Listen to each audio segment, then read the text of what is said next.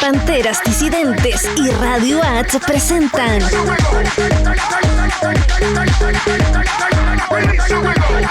Ronroneo Disidente, porque no estamos soles. Resistencia, amor, liberación.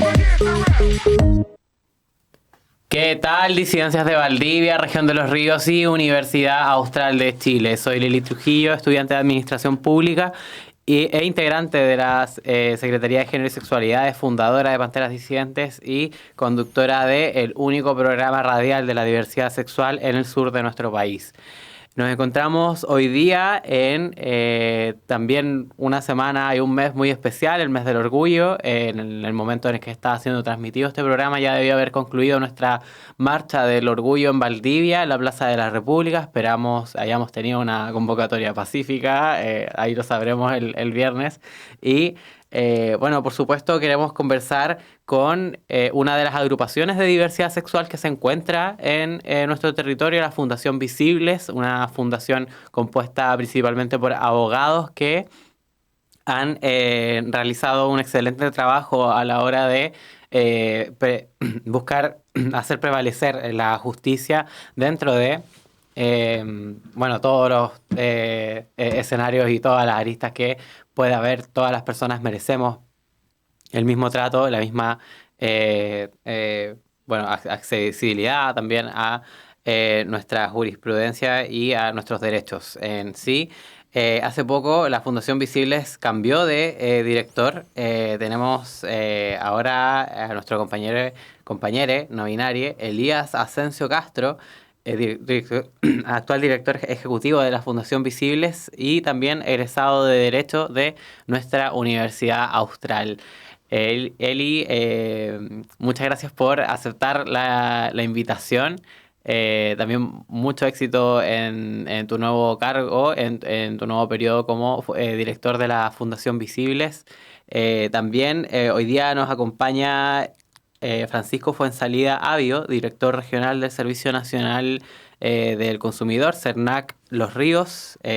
Francisco, muchas gracias por aceptar la invitación a nuestro programa. Francisco, desde el año pasado, desde noviembre, tengo entendido, noviembre, es director del CERNAC acá en la región de Los Ríos, un servicio que, por supuesto, ha implementado ciertas políticas internas respecto a género y diversidad, de las cuales conversaremos en este programa. Bueno, para iniciar, preguntarles a nuestros invitados cómo se aborda la discriminación dentro de la legislación en nuestro país. ¿A qué instancias podemos acudir? Y, por supuesto, ¿qué alcance tiene la normativa vigente? ¿Parto yo? Sí, por supuesto. Hola, primero agradecerte por la invitación. Realmente es un espacio sumamente agradable y también es sumamente interactivo en estas materias, justamente en este tema más importante. Mira, para responder tu pregunta, al menos tenemos la ley 20.609 de la ley Zamudio técnicamente, que abarca justamente los casos de discriminación más amplia en cuanto a las categorías sospechosas que abarca. Entre esas abarca género, abarca edad, abarca sexo, abarca etnia, abarca muchas categorías sospechosas que las personas puedan ser víctimas de discriminación. Pero yo consideraría que también una de las cuestiones más importantes, y al menos de las que hemos estado dentro de Fundación Visibles, es lo relativo a recursos de protección. Recursos de protección, si bien no distingue a qué categorías sospechosas o qué grupos en desventaja se pueden proteger, lo que hace justamente es proteger una determinada cantidad de derechos consagrados por la Constitución. Y en ese sentido, el alcance que puede tener una sentencia que reconozca una vulneración de derechos protegidos por el recurso de protección, justamente permitiría, no sé, por ejemplo, hacer que un servicio preste determinadas funciones a favor de una comunidad, por ejemplo, o obligar, no sé, a un colegio, que es una de las cuestiones que intentamos hacer dentro de la fundación, es respetar el nombre social de un alumno, por ejemplo. Eli, y cuéntanos cómo ha sido su experiencia dentro de tribunales, el recibimiento a estas temáticas o estas necesidades dentro del aparato judicial. ¿Existe hoy en día una buena recepción a este tipo de denuncias o este tipo de casos? Mira, partir diciéndote que justamente una de las misiones de la fundación, además de ser visibles, que es hacer visible la realidad de las personas trans y niños, niñas y adolescentes trans dentro de Chile, es también una de las misiones de nuestra fundación es la accesibilidad a la justicia. Porque claramente conocemos y sabemos de primera fuente, al menos nosotros como profesionales en el área del derecho, que por mucho tiempo, claro, las personas de la diversidad afectivo-sexual y de género se han visto discriminadas, se han visto pasadas a llevar por parte del órgano judicial. En este sentido, te diría particularmente que antes de la dictación de la ley de Zamudio y también de la ley de identidad de género, habían varios sesgos en cuanto a las relaciones eh, diversas y también a la diversidad afectivo, sexual y de género. Por ejemplo, antes de la dictación de la ley de identidad de género, lo que pasaba cuando las personas trans querían rectificar sus partidas de nacimiento, eh, los tribunales civiles que tomaban esas causas les solicitaban a las personas trans o les exigían que presentaran certificados médicos que acreditaran que habían pasado por procesos quirúrgicos de reasignación de sexo. Esto claramente era una instancia vulneratoria para las personas trans porque no solamente era presentar el informe, sino que adicionalmente era ir al servicio médico legal a que te examinaran las operaciones. Esto vino a cambiar justamente con la ley de identidad de género y particularmente también con la Secretaría de Género que tiene el Poder Judicial. Las personas y las chicas y las mujeres que están trabajando dentro de la Secretaría de Género, dentro del Poder Judicial, han hecho cambios enormes dentro del Poder Judicial justamente para hacer efectivas las garantías de la ley, que es no discriminación, no patologización, no discriminación. No te diría que actualmente todavía no todavía hay jueces y también personal dentro del tribunal que tiene sesgos, pero hoy en día como hay derechos reconocidos, estos derechos son exigibles. Lo que justamente hace que cambie el paradigma de que ya no es relevante en particular como en simples como la opinión que tenga el profesional que te atiende, sino que este profesional, como es un prestador de servicios públicos, está obligado a atenderte de una buena forma. Hace poco, de hecho, en este gobierno se implementó el protocolo de recepción de denuncias y de derivación de víctimas de violencia transodiante, homofóbica. En este protocolo, de hecho, establece la obligatoriedad de la recepción de la denuncia, independiente de que se tenga identificado o no al agresor o agresora. Esto ha sido uno de los principales impedimentos para poder denunciar o invocar ley Zamudio. ¿Cómo se ha visto implementada esta ley? ¿Tú crees que es una normativa que cumple con los estándares que promete? Mira, en ese sentido entiendo la problemática en cuanto a que parecería ser un impedimento justamente para hacer efectivos los derechos. Pero justamente como se entiende como una vía administrativa, la implementación, eso no quita, por ejemplo, que tú puedas acceder a otros procedimientos que permitan garantizar tus derechos.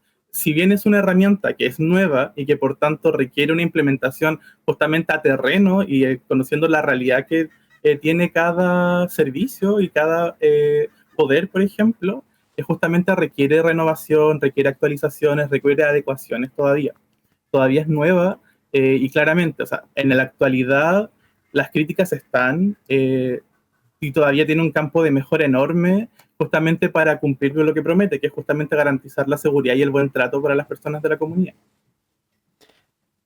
El Diario Austral en marzo nos ilustraba con una portada sobre el aumento de denuncias por homotransfobia en la región de Los Ríos, un 16,6% en nuestra querida región. Pero si miramos más de fondo esta cifra, que es hecha a partir del informe del móvil, que compara todas las cifras de denuncias que existen en el país, vemos que solo las denuncias que se consideraron en la región de Los Ríos son las que se han establecido en Valdivia y en la comuna de Panguipulli. Siendo que de las dos organizaciones, tanto Fundación Visibles como Panteras Disidentes, sabemos que y abordamos casos de discriminación fuera de estas dos comunas. ¿Por qué? No son parte de la estadística oficial de el informe del móvil, que también a todo esto tiene una consideración gubernamental, ¿no? Porque es la misma red diversa de municipios la que establece y ayuda a canalizar estas denuncias o estas estadísticas.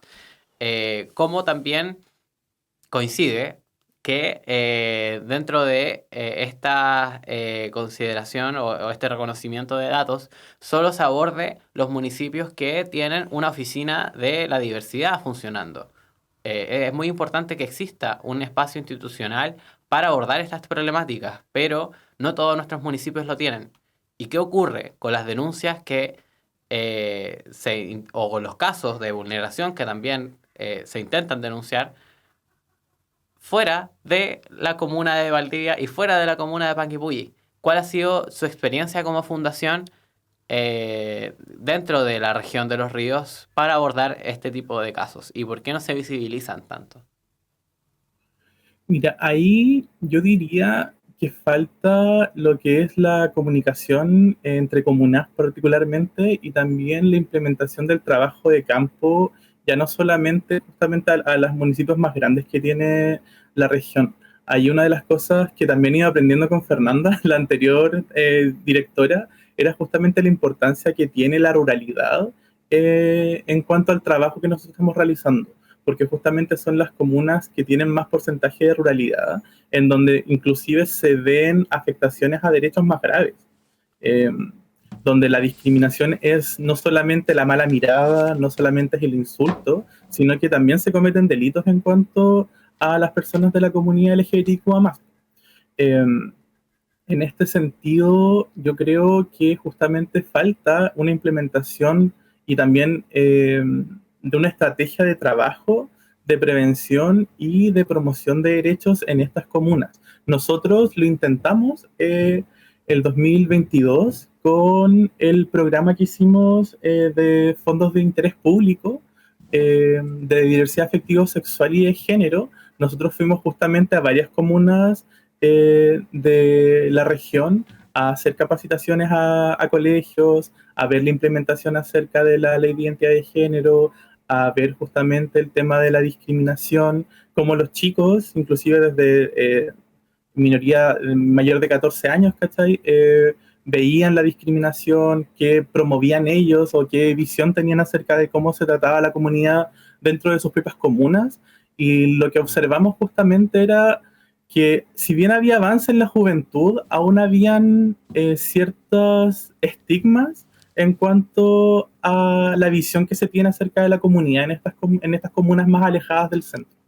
En este sentido, yo creo que se debe hacer un trabajo público en concreto justamente para llegar a estas comunas. No solo porque, claro, el trabajo que hace Panteras Disidentes, el trabajo que hace Fundación Visibles y el trabajo que hace Valdiversa, por ejemplo, también se agotan nuestros fondos. Se agotan los fondos, o sea, el trabajo está, las ganas de trabajar están por parte de nosotros, por parte de ustedes, pero justo, no damos abasto en cuanto a los requerimientos que tiene toda la región y en ese sentido, claro, los servicios tienen que también poner de su parte considerando los compromisos gubernamentales que hay en la materia. O sea, se hicieron las sesiones en Santiago en cuanto a estas materias, pero la verdad es como que todo se queda en el centro y aunque no se quede en el centro, igual se queda en las capitales regionales. Se intenta salir de Santiago, pero tampoco se sale de la capital regional de cada región. El trabajo tiene que llegar a todas las comunas.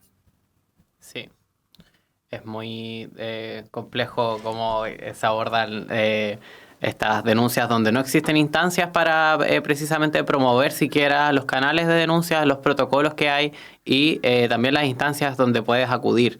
En sí se ha hecho también un trabajo dentro de los servicios regionales, uno de ellos el Servicio Nacional del Consumidor, a propósito de también un caso que tuvimos muy comentado el año pasado donde una pareja de compañeras lesbianas fue expulsada de la chocolatería Entre Lagos. Tuvimos ahí, sin duda, bueno, muchas puertas donde consultamos sobre qué hacer, y una de las opciones que existe para precisamente hacer valer tus derechos, como nos decía Eli, está en el CERNAC. Francisco, cuéntanos, ¿qué medidas ha tomado el Servicio Nacional del Consumidor en cuanto a género y diversidad? Y, por supuesto, en cómo se traduce la no discriminación en el consumo, a propósito de, bueno, cómo trabaja también el CERNAC con los consumidores dentro del comercio formal, ¿no? Cómo se abarca a la ciudadanía, pero como consumidor. Sí, muy buenas tardes a todes, todas y todos. Saludar a la distancia a Elías, agradecer la invitación, Lilith, que nos permite en este espacio comunicar algunas cosas que estamos haciendo como Servicio Nacional del Consumidor acá en la región de Los Ríos, y que, como bien conversaba antes Elías, y también lo comentabas tú, falta mucho trabajo desde el ámbito público para incorporar la legislación y también hacerla propia en la política pública, ¿no? Qué importante es que los servicios públicos avancemos en eso. Desde CERNAC los esfuerzos están puestos con base en su misión institucional, que es educar, proteger e informar.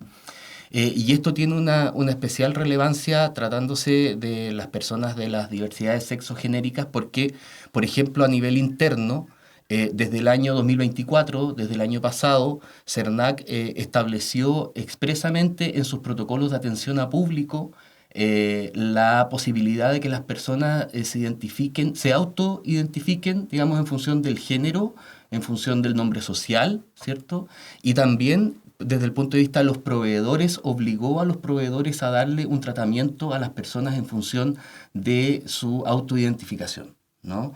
De este modo, aspectos como la identificación del sexo en la cédula de identidad ceden en beneficio de la autoidentificación que hacen las personas consumidoras de las diversidades. Entonces, estas barreras de entrada que muchas veces dificultan el acceso de las personas a los insumos de atención, como por ejemplo el reclamo, justamente en el caso que tú nos retratabas de esta pareja, ¿no? Conversábamos que existe la posibilidad de interponer un reclamo ante el Servicio Nacional del Consumidor, entre otras cosas porque en un episodio como ese se vulneran varios derechos del consumidor, de las personas consumidoras, que están establecidas en la ley y que están establecidas para todas las personas consumidoras, independiente de su edad, digamos, de su condición, de cualquier factor de discriminación. Es la base de la ley, y bien lo sabe Elías, que no se permiten discriminaciones arbitrarias, por ejemplo. Y ese es uno de los derechos básicos de las personas consumidoras, y entendemos como una discriminación arbitraria aquella que es irracional, por ejemplo, que no tiene ninguna base en el sentido común, en la percepción común que tenemos las personas de determinados hechos o circunstancias. Entonces, por ejemplo, en el caso que tú comentabas, ahí se comete una irracionalidad porque ningún cliente, ni menos un proveedor, se puede permitir un acto de discriminación con base en la identidad de género de una persona. Entonces se incurre en una práctica, y seguramente es un ámbito activo de trabajo de Elías, es que este tipo de casos no se pueden permitir. Y para eso existen distintas vías. Una de ellas es el reclamo administrativo ante CERNAC, que se dirige contra el proveedor. Y acá es importante hacer el distingo, porque cuando ocurre un episodio como de discriminación, existen distintas vías para hacer efectiva la responsabilidad de los intervinientes en un hecho como ese. Una de ellas recae en la persona que haya acometido un acto de discriminación. Ahí hablaba Elías de la implementación, incluso en tribunales de justicia, de cómo se ha recogido los criterios de la ley Zamudio. Y en el caso de la ley del consumidor, este reclamo se dirige contra un proveedor, ¿ya? Que es una empresa que ofrece un bien o servicio y que en la venta de ese bien o de ese servicio comete un acto discriminatorio. Entonces lo que hacemos desde CERNAC es trasladar ese reclamo y obtener una respuesta en lo posible favorable a la persona consumidora. Las otras vías de carácter penal o vía ley Zamudio, yo diría que tienen un carácter complementario muy relevante a la hora de abordar integralmente el fenómeno de la discriminación de género en la sociedad, ¿no? Pero es importante recalcar que cuando las personas consumidoras tienen un episodio de discriminación asociada a su género, pueden reclamar ante el Servicio Nacional del Consumidor. Las vías son 3 básicamente. La primera es el reclamo presencial, y aquí un punto muy importante a propósito de lo que decían y que había trabajado visibles en la región de Los Ríos, especialmente en sectores rurales. Para hacer un reclamo ante CERNAC no es necesario venir a Valdivia, ¿ya? Y esto es así porque en todas las comunas de la región, inclusive Valdivia, mantenemos convenios de colaboración territorial con los municipios. Y esto quiere decir que hay un funcionario o funcionaria municipal que trabaja en la municipalidad, es un funcionario municipal, una persona que es pagada por la municipalidad, pero que en un periodo durante la semana y en un horario durante la semana recibe reclamos de la misma manera que si una persona viniera a Valdivia. Entonces, ¿Y eso en la OIRS o es en otra distintas unidad? unidades. Ah. Lo que se pide siempre es que las personas consumidoras acudan al municipio y ahí reciben orientación, porque en algunos casos, por ejemplo, está en la oficina de rentas y patentes, ¿no? En otros casos está en la OIRS, efectivamente, como sucede con Valdivia, que firmamos hace poco este convenio de colaboración y tiene su oficina regional, perdón, su oficina comunal. La otra vía es telefónicamente. Hay una línea gratuita que es el 800-700-100, llamo por teléfono, interpongo mi reclamo. Y la última es por vía remota. En la página de CERNAC, www.cernac.cl, hay un portal que permite, con la clave única, que es la clave que ocupamos para todos los trámites del Estado, yo ingreso ahí a una página que me permite interponer el reclamo. Y no es, digamos, es el primer paso. Es el primer paso para intentar obtener una respuesta sin perjuicio y que después CERNAC active otras vías de protección si es que lo estima pertinente, ¿no? Y esto, como digo, conversa con otras vías judiciales en la medida que por distintos caminos podemos combatir este fenómeno de la discriminación en razón del género, tanto por proveedores como por seres humanos u otras instituciones, entre ellas órganos públicos o privados. En el caso que conversábamos en la chocolatería Entre Lagos, no hubo una agresión por parte de de trabajadores del local, pero sí hubo una indiferencia. Hubo agresiones verbales por parte de otro cliente. Aún así, la empresa tiene responsabilidades administrativas ante los hechos. Lo que sucede es que la discriminación arbitraria se expresa en actos, y ahí, Elías, si quieres tú también, por supuesto, refrendar, ocurre por acción o por omisión. O sea, porque yo hago algo o porque dejo de hacer algo, una conducta esperada, ¿no? Aquí en este caso, hipotéticamente, porque no contamos con, entre otras cosas, un reclamo de la persona consumidora, cosa que hubiese sido muy relevante, sí. Y por eso el llamado es a reclamar cuando ocurren estas cosas. Nosotros en la región de Los Ríos tenemos alrededor de 10.000 reclamos el año pasado. Lo que quiere decir que CERNAC es identificado por la ciudadanía en general como un lugar donde se puede transmitir una inquietud contra un proveedor. Entonces, el llamado nuevamente es a interponer esos reclamos, pero ojo, cuando todas las empresas, todos los proveedores de bienes y servicios están obligados a mantener un trato que no sea discriminatorio arbitrariamente. Yo puedo establecer, por ejemplo, lo que se conoce como discriminaciones positivas. Por ejemplo, hago un tercer servicio higiénico, por ejemplo, o no establezco discriminación en razón del género para efectos de usar los baños de un establecimiento comercial, ¿cierto? Y eso es razonable, digamos, e incluso deseable, porque con ello se contribuye a la igualdad de género, ¿no? Pero por el contrario, si yo establezco que una mujer trans, por ejemplo, no puede entrar al baño de mujeres y establezco una prohibición, un letrero, digamos, introduzco una discriminación arbitraria, porque no tiene razón de ser. No sé si ahí logro un poco, y cuando A callo... propósito, en el CERNAC, en su sede acá, tienen baño unisex, así que... Tenemos, sí. así es. Bueno, uno trata de predicar con el... partir con por el, casa. con el Pero ejemplo, digo, claro.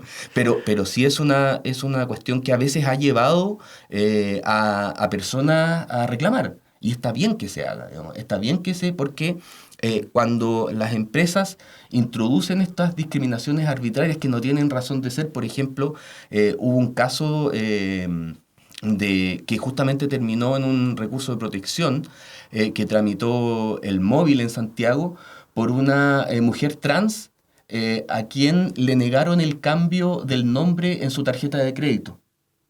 ¿Cierto? Esta persona reclamó a CERNAC y dijo, tal banco, no vamos a dar el nombre, da lo mismo, no quiere cambiar el nombre que aparece en mi tarjeta, y fue a reclamar. Y la conducta del banco fue contumaz, en el sentido de yo no le voy a cambiar el nombre, porque este es su nombre que está registrado en su cédula de identidad. Bueno, esta consumidora fue vía recurso de protección y los tribunales de justicia ordenaron corregir inmediatamente esa conducta, porque justamente es allí donde no tiene razón de ser que se establezca una discriminación abiertamente transfóbica. Oye, y bueno, a propósito de este tema de las tarjetas de crédito, ¿por qué no hablar de la credencial universitaria? Donde nuestra queridísima casa de estudios, la verdad, no ha podido hacer valer el mismo decreto y la misma normativa interna que existe para el reconocimiento y uso de nombre social y de rectificación de datos para la partida de nacimiento, según la ley 21.120, la identidad de género. En sí, bueno, comprendemos que la educación hoy en día es vista como un bien de consumo, pero por lo mismo, fuera de la Superintendencia de Educación Superior, que la verdad tiene bastante lentitud para tramitar este tipo de denuncias, existen instancias como el CERNAC, donde se puede acudir en el caso de las universidades privadas, donde no se respete el nombre social o el reconocimiento también a la rectificación de datos por vía de ley de identidad de género. En esos casos, la verdad, bueno, es ideal que se pueda resolver de manera interna, porque es algo que si tuviera la voluntad no se abordaría muy diferente. Pero el CERNAC, tal como en el caso que comentabas, que con un banco, también podrían intervenir en el caso de las universidades. ¿Existen reclamos dentro del país que aborden situaciones con universidades? Sí, pero en un ámbito bien específico que está relacionado con los derechos que tienen las personas que estudian en las casas de estudios superiores, vinculados a su relación de consumo en el ámbito de la educación. Por ejemplo, la obligación a no establecer barreras de entrada para el acceso a determinados certificados, por ejemplo. Las instituciones de educación superior, entre ellas la Universidad Austral, tienen la obligación de entregar a lo menos 2 veces al año, de manera gratuita, certificados de estudios que son contenidos mínimos para los estudiantes, a veces para acceder a un beneficio estatal o para buscar una opción financiera en la banca. Con frecuencia nos piden estos certificados, un certificado de alumno regular, por ejemplo. Y a no establecer barreras de entrada para esos certificados. En algunos casos CERNAC ha monitoreado esto y ha entendido como una buena práctica que, por ejemplo, estos banners que se ponen en las páginas estén dispuestos de primera fuente, digamos, que no sea necesario que yo entre a un portal de interno o de intranet para poder acceder a esos certificados. También está el derecho a retracto en la educación superior. Una vez que yo genero una matrícula, por ejemplo, me matriculo y después salen los resultados de las pruebas de admisión a las universidades, y resulta que quede en una carrera. Bueno, hay un plazo para retractarse y que la universidad tenga el deber de restituir los valores abonados con ocasión de esa matrícula, sea que para efectos de reserva se haya pagado una cantidad de dinero o por otro concepto, ¿sí? Hay un plazo ahí incluso para restituir esos fondos. Yo diría que en el caso de actos de discriminación como el que estabas conversando tú, Lilith, es importante lo que justamente señalabas, que las mismas instituciones, y eso es lo que busca CERNAC en general en la relación con los proveedores, corrijan su conducta. Y para eso el estudiante en este caso, o las personas que están en esta situación, debieran tener la posibilidad de plantearlo en las instancias universitarias que resulten del caso y de esta manera resolver esa situación. Cuando eso no es así, en general con los proveedores acuden a CERNAC, ¿ya? Y si CERNAC no es, por decirlo de alguna manera, competente en razón de la materia, lo que hacemos por una obligación básica de coordinación de los servicios públicos es derivar ese reclamo del consumidor o la consulta que tenga la persona consumidora al órgano que sí es competente, para que le dé una respuesta a la persona consumidora. Entonces ahí no es hacerle el quite, entre comillas, sino que buscar el órgano de la administración que es competente para responder esto, porque cuando uno no es competente porque, digamos, ahí es la ley la que te dice qué es lo que tú puedes o no puedes hacer como servicio público. Por ejemplo, otro aspecto relevante en materia del reclamo, y lo introduzco a propósito de un proyecto de ley que se está tramitando en el Congreso, que se llama CERNAC Te Protege. Y se llama CERNAC Te Protege porque lo que busca es ampliar las facultades de CERNAC para que se dé respuesta a las personas consumidoras. Porque actualmente la ley no obliga a las empresas, por ejemplo, a responder un reclamo. No están obligadas. Lo que hace CERNAC es una suerte de mediación administrativa, ¿no? CERNAC traslada el reclamo y la empresa puede incluso no responder y no le pasa nada. Entonces, lo que se busca a través de este proyecto CERNAC Te Protege es que las empresas tengan el deber de responderle a los consumidores, a las personas consumidoras. Y que si no lo hacen, sean expuestas, incluso se puedan ver expuestas a una sanción. Y en este sentido, una parte de este proyecto busca entregarle al CERNAC la posibilidad de sancionar a las empresas que injustificadamente no responden a estos reclamos, porque eso genera una entendible frustración hacia la respuesta de los órganos del Estado, en este caso CERNAC, aunque la regla general, en un 60% de estos 10.000 reclamos regionales, la respuesta es favorable al consumidor, a la persona consumidora. Entonces, de nuevo, a propósito de lo que estamos conversando, es transmitir esta invitación a que las personas que sientan vulnerados sus derechos como personas consumidoras acudan a CERNAC, porque tenemos este dato del 60%, no por eso nos vamos a olvidar del 40% restante, y justamente por eso es que el gobierno insistió con un proyecto que se aprobó anteriormente en el Congreso, pero que fue declarado inconstitucional por el Tribunal Constitucional, como ha sucedido en otros casos, digamos, en orden a que el CERNAC no podía ser juez y parte en estos reclamos del consumidor. Bueno, el gobierno del presidente Gabriel Boric reformuló el proyecto y está en tramitación en la Cámara de Diputados, así que se espera que el proyecto pueda avanzar, repito, en la lógica de ampliar las facultades de CERNAC para proteger a las personas consumidoras. Ojalá se apruebe de nuevo y tenga esa suerte de pasar 2 veces ahí el gol, ¿no? Otro proyecto que ha pasado en el Congreso desde la Cámara de Diputados a la Cámara del Senado ha sido la reforma a la ley Zamudio. Eli, no sé si podrías comentarnos qué te parece esta reforma que se está discutiendo actualmente, qué elementos necesarios consideras incorporar para finalmente tener una ley antidiscriminación que también evite la discriminación y que sea también factible a la hora de abordar los casos, porque pareciera más una ley testimonial, ¿no? Claro, con lo que tenemos hoy en día.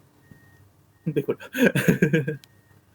Sí, mira, en cuanto a la reforma que se le da a hacer la ley Zamudio, una de las cosas que más se hablaba era respecto a la real y efectiva aplicación de sanciones en cuanto a los actos de discriminación en contra de diversas personas, porque la ley Zamudio, si bien es Zamudio por Daniel Zamudio, recoge, como le decía anteriormente, varios grupos en desventaja.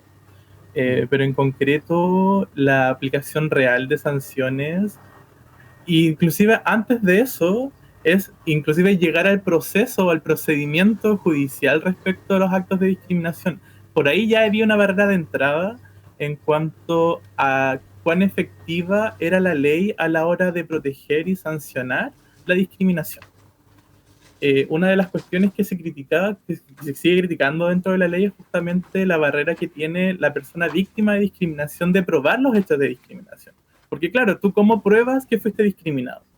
Porque la discriminación es súper rápida, es súper rápida y efectiva. Nunca te van a enviar un correo para discriminarte para que dejen en concreto pruebas de que te discriminaron. O sea, siempre es el insulto por muy debajo de la voz, siempre es el empujoncito, siempre es la barrera de entrada a ciertos servicios, o la barrera de entrada justamente lo que hablábamos antes acerca de la chocolatería, una cuestión en donde te pueden estar discriminando simplemente por el hecho de estar comprando chocolate. En ese sentido, claro, la crítica que se hace es al momento de la prueba, ¿por qué tiene que recaer en la víctima justamente probar que fue discriminada y cómo lo hace cuando no tiene los medios ni las herramientas para ello? Eso es lo primero, porque tú al momento de presentar la denuncia por ley Zamudio, tú te tienes que encargar justamente de probar que fuiste discriminado, y si no lo logras, en concreto, inclusive si mal no recuerdo, hay una norma que justamente te sancionaba por denunciar falsamente. En ese sentido. Sí. Y la aplicación justamente claro, lo estoy leyendo ahora, disculpa. Era el artículo 12, que es en donde se te multa por denunciar a ti, a ti que fuiste discriminado. Si no logras probar la discriminación, el tribunal te termina multando a ti. O sea que no solamente sufres una discriminación por parte de un agente privado o público, sino que adicionalmente el mismo Estado te sanciona con una multa por no lograr un estado de convicción suficiente al tribunal para decretar justamente una sentencia favorable a la víctima. Y justamente también no solamente una aplicación de sanciones significativas a las personas que discriminan, sino también aplicación de qué medidas se tienen que adoptar por parte del agente discriminador a la hora de resarcir justamente los daños que genera. Porque una cosa es que, claro, a un determinado banco, por no cambiar el nombre registral que tiene en la información bancaria, le apliquen una multa que puede ser insignificativa, pero siga con las prácticas discriminatorias. Eso no sirve en absoluto. En este sentido, no solamente se tiene que aplicar una sanción, sino que también yo creo que se tiene que hacer un seguimiento a la hora de cómo justamente el infractor, o en concreto el denunciado por discriminación, aplica medidas para mejorar su servicio, ya sea público o privado. Creo que esa es una de las cuestiones que también le falta a la ley Zamudio. Que es lo que podría comentar también para relacionarlo un poco con lo que conversábamos con respecto al CERNAC. Y también me quedaba como una idea rondando, que no solamente hay un derecho a no ser discriminado dentro del ámbito del consumo, sino que también hay un derecho a la seguridad en el consumo, que no solamente tiene que ver con que, no sé, un producto no te contamine o no te intoxique, sino que también al momento de tú estar dentro de una tienda, por ejemplo, no sufras las agresiones que sufriste, que se comentan por parte de la chocolatería, por ejemplo. Y, por ejemplo, o sea, lo que se ha estudiado, lo que recuerdo de derecho del consumo, claro, en la seguridad en el consumo se ve, por ejemplo, con alguien que se cayó o se resbaló porque el piso estaba mojado, por ejemplo. Pero justamente la interpretación que se le puede dar al derecho a la seguridad en el consumo puede ampliar justamente a la obligación que tienen todos los proveedores de garantizar la seguridad e integridad de todos los consumidores. Y en este caso particular, inclusive, no solamente se podría haber denunciado por una infracción al derecho a la no discriminación, sino que también porque justamente, y lo que tú me comentabas, de que los trabajadores y los guardias no hicieron absolutamente nada, que ahí tenían un deber activo de garantizar la seguridad de todos los consumidores que habían dentro de la tienda, por ejemplo. Sí, es súper cierto. Yo señalaba el derecho a la no discriminación en el consumo como quizás el matriz, ¿no? Pero es muy cierto lo que dice Elías, que además es la consagración de un derecho constitucional. No es algo que esté solo en la ley del consumidor, sino que la constitución política, la que tenemos, asegura a las personas el derecho a la integridad física y psíquica. Y esto tiene expresión claramente en el caso que estamos conversando. Y efectivamente, cuando existen este tipo de episodios, y quiero ser súper enfático para que quede en la retina, es necesario reclamar. Es necesario reclamar por las vías formales que estoy comunicando a propósito del CERNAC, pero existen otras también. Porque uno puede tener un sano cuestionamiento respecto a la eficacia de esas acciones, y por ejemplo ahí Elías hablaba temas súper interesantes que me imagino están siendo materia de discusión, como a quién corresponde probar los hechos a propósito de un episodio de discriminación, ¿no? Esto de la carga dinámica de la prueba, que el juez distribuya, tenga la opción de decidir quién está en mejor posición de probar un hecho o de controvertirlo, ¿no? Que tenga esa posibilidad quizás es alguna de las cosas que está inspirando la discusión legislativa. Sería interesante, y eso es algo que sucede en otras áreas del derecho también. Pero en el caso del derecho del consumo, por ejemplo, en materia del reclamo, el reclamo es una relación circunstanciada de los hechos que hace la persona consumidora. Lo que quiere decir que al menos en el ámbito del consumo para efectos del reclamo, nadie le va a preguntar si lo que usted está declarando es cierto o no. Y eso sería como introducir desde el mismo CERNAC una barrera de acceso al reclamo, ¿no? Y en todos los casos eso no se hace. O sea, lo que hacen las colegas acá, y puedo hablar por la dirección regional, pero me consta también por la formación que hemos hecho de los equipos comunales, existe esta determinación de no introducir ninguna barrera de acceso más que lo que pueda robustecer al reclamo en sí mismo, ¿no? Como darle un origen, un relato circunstanciado, ojalá con algunos detalles respecto al relato que hace la persona consumidora, pero por ejemplo, si no hay un video, si no hay digamos, un registro escrito, un correo, como decía Elías, el reclamo se formula de todas maneras. No se introducen estas barreras de entrada, por lo tanto, esto es una decisión del Servicio Nacional del Consumidor en todos los casos, pero quizás, y por eso que lo comento, a propósito de lo que señalaba Elías, que cuando no hay prueba, por decirlo en simple, las personas igual pueden reclamar. Por eso que basta el relato de la persona consumidora para poder interponer ese reclamo ante el Servicio Nacional del Consumidor. Un panel de abogados parece que tuve hoy día, porque no me lo esperaba. La verdad salió improvisadísimo. De esta conversación.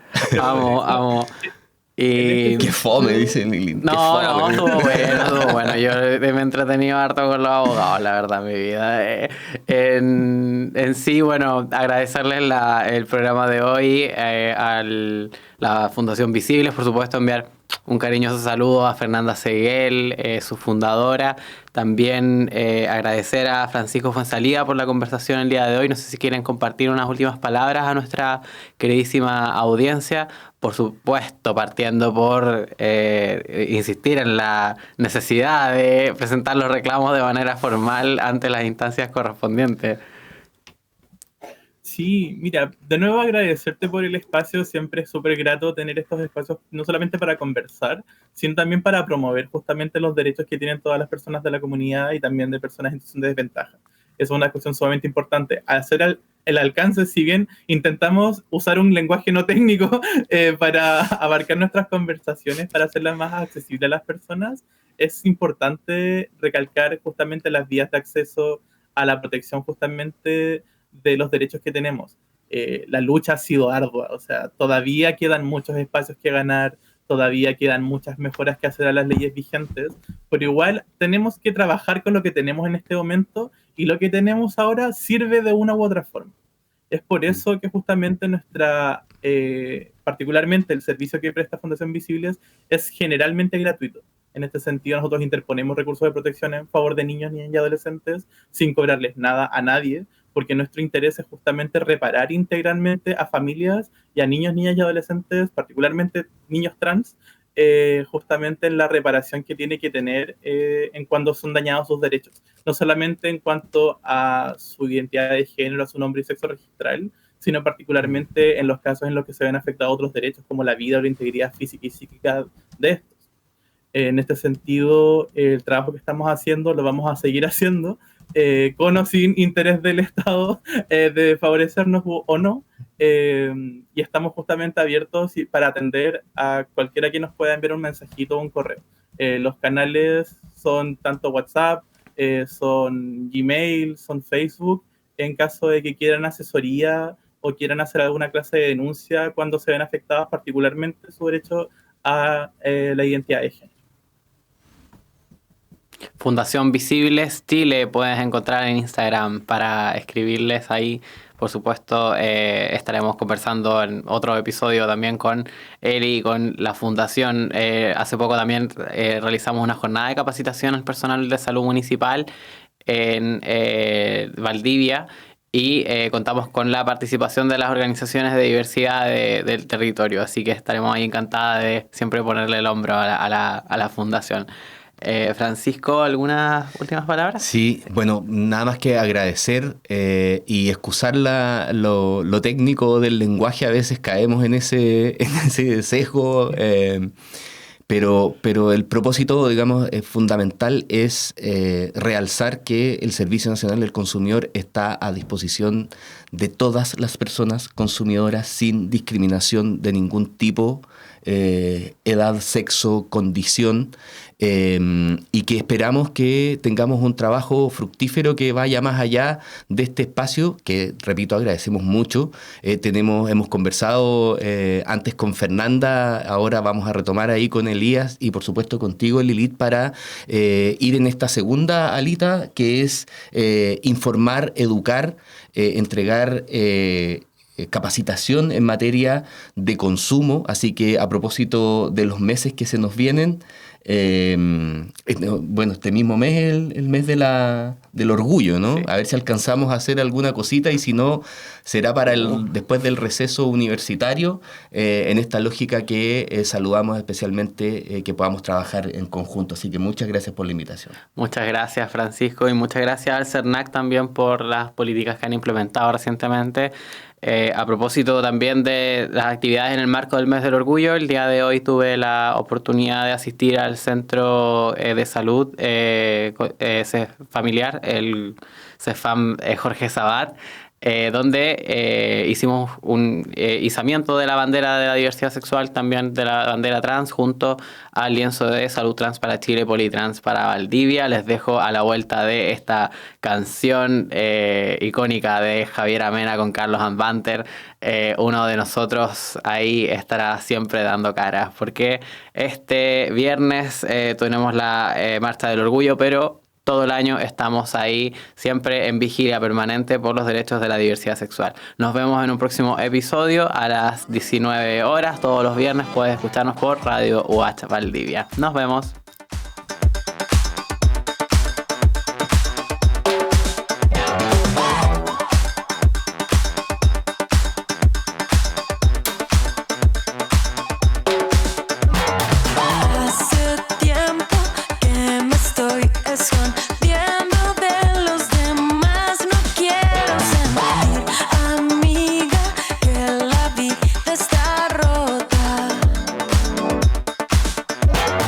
Ven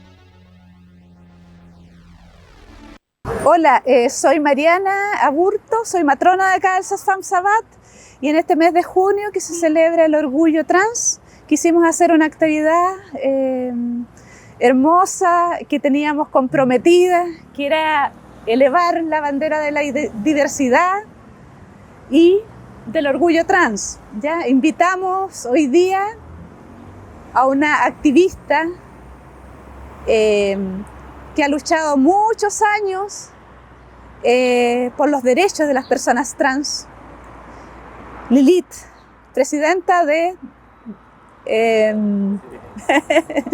Panteras Disidentes, ¿ya?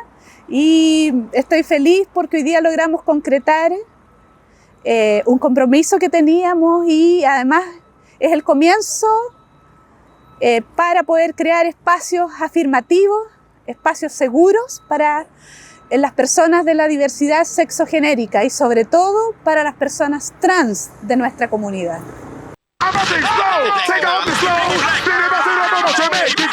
Es todo por hoy. Nos encontramos la próxima semana en Ronroneo Disidente.